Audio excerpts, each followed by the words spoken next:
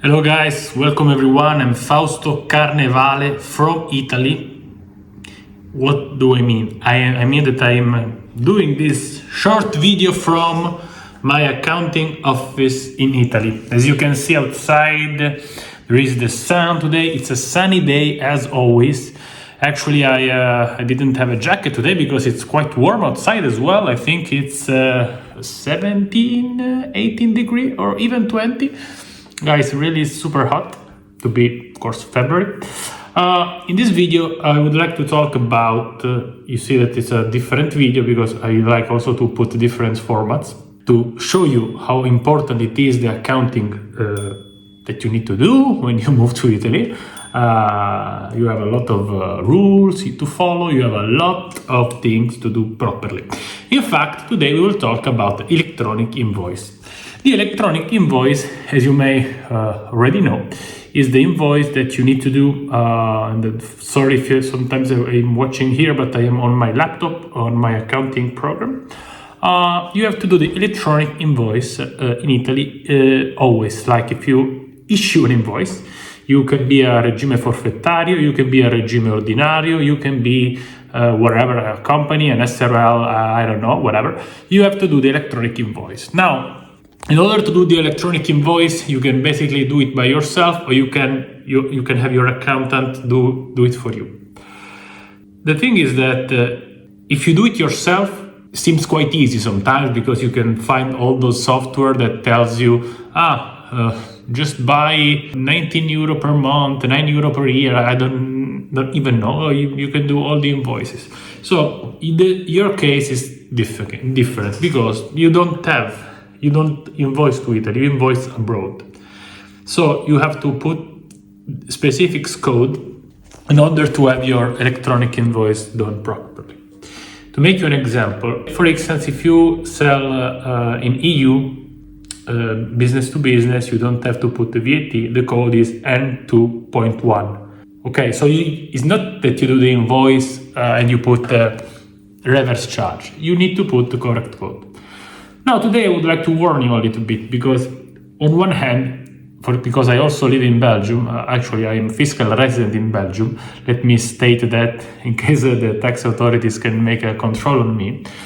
In Belgium, we don't have the electronic invoice. In Italy, we must do the electronic invoice. What happened if we forgot to do the electronic invoice? What happened? This is the most important thing.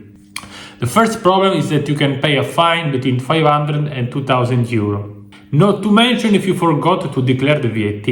Not to mention. I am assuming the best case. The best case that you didn't have to pay the VAT, you just forgot to do the electronic invoice on time.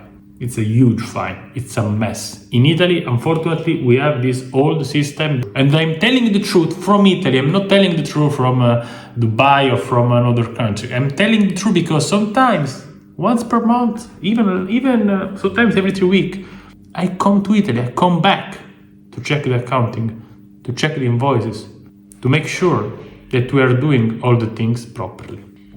So, as I was saying, you need to avoid to make mistakes on those electronic invoices.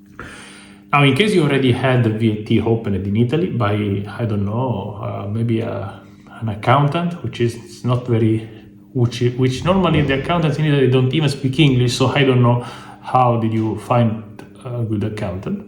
And they forgot to mention this electronic invoice, or if you open yourself a VAT, which is even worse, because I'm sure you made some mistake, especially for the IMPs. So if you need support, you can contact us, because maybe you are still on time to do the electronic invoice, maybe you are still on time to register to the IMPs, maybe you are still on time to have a look with your VAT in opening in order to avoid that you put yourself in the ordinario, not in the forfettario, or vice versa. You maybe are in the forfettario. I'm turning the light on here. Maybe you are in the forfettario and you cannot apply the Forfait Regime because Forfait Regime is a regime ordinario. Guys, I know that if you are not our client, I don't want to know how many mistakes we can find in your bookkeeping. I don't want to know. Trust me. Sometimes Andrea said to me, We have this client. Sometimes they say, I don't want to know about him because I know that the whole accountant did mistakes. I already know because of communication, because they don't speak English, because we are the only one that can give you a great service. Now, I did this video today here. Sorry for the view. This is a new iPhone, but it's not a great camera, the front camera. But I'm doing those invoices, and I thought of you. So if you have some mistakes, if you have some questions, if you want to open a VAT, if you need to make sure that you're doing the thing properly, not because of me. I don't care about you. I don't want you to do the things properly. I don't care about you, to be honest. But the Agenzia delle Entrate will text you, will send you a letter to your Italian address with all the fine that you have to pay. And you have to pay that. You cannot escape.